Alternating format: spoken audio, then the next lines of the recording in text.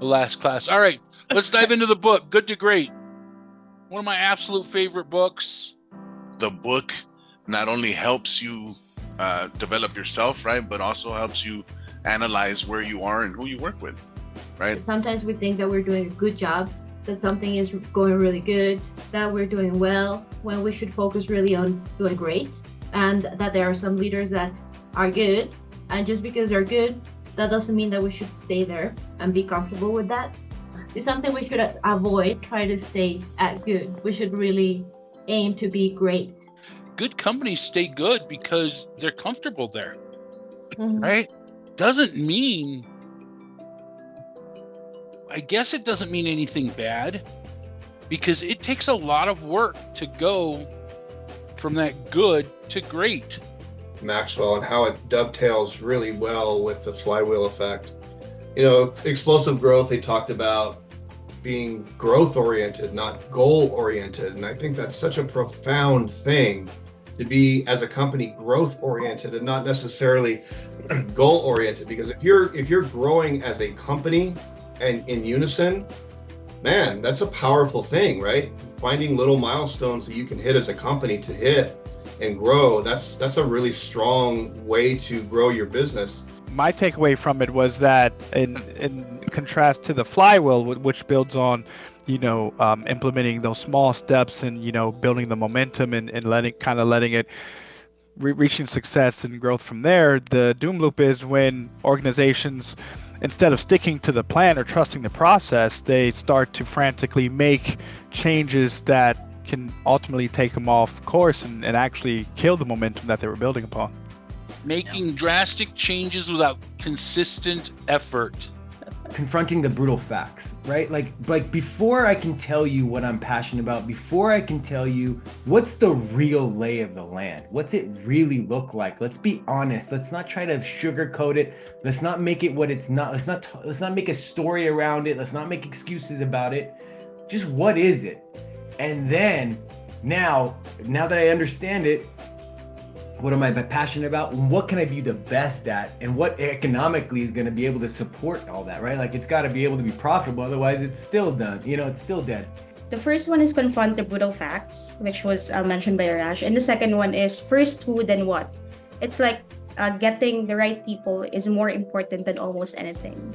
So first, when I joined this company, just to share, we were in training, we were 10. And every week, we keep on decreasing. It's like two people were like out, and another two will be out, and then we're down to 3, Jess and JL. So I kept asking Ellie, why? Why is it like that? And she said that we have this standards, Kim.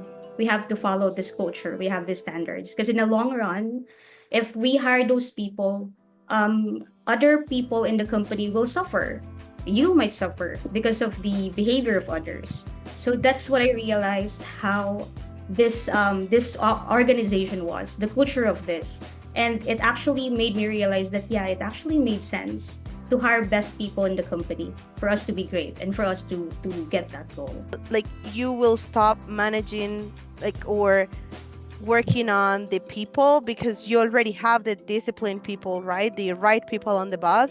But then you start managing the rules, the system. Like, what you're working on is the system, not longer the people.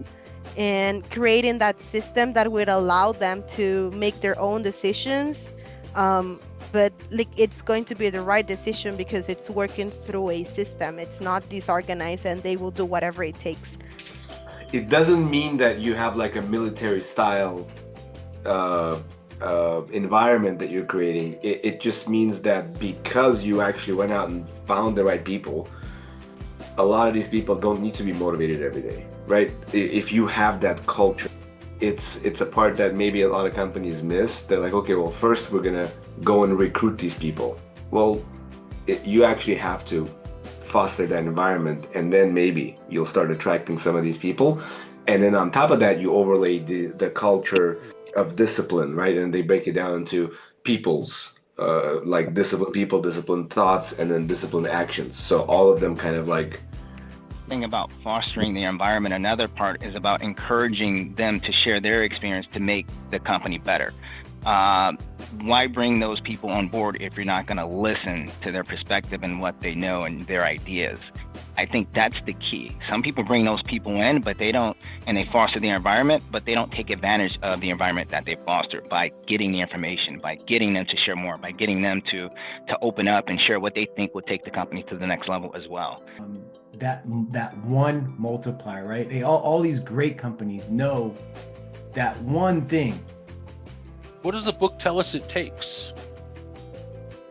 Acknowledging where we are. That brutal honesty, right?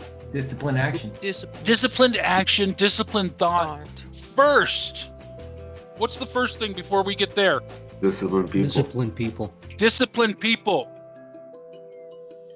I think it's about focusing on the organization's success and not your own personal glory. Well, that's the absolute number one thing that he talks about, in my opinion. Yeah. Right? He puts that right up first. Thank you for bringing that up, Rusty. It all starts and ends with us. We are the determining factor as the leaders in this organization on how good we are. How much time do we have to spend on problems? Right? How much time do we have to spend motivating people? How much time do we have to spend looking over our shoulders or looking at different things? Disciplined thought, disciplined action by disciplined people. It takes years of consistent effort to turn. Absolutely. This is not about one event that's going to change the trajectory. As Maxwell says, an event will change your direction overnight, but not your destination. So we have to be mindful that consistent, deliberate, disciplined action over a period of years, then you can start to make significant change.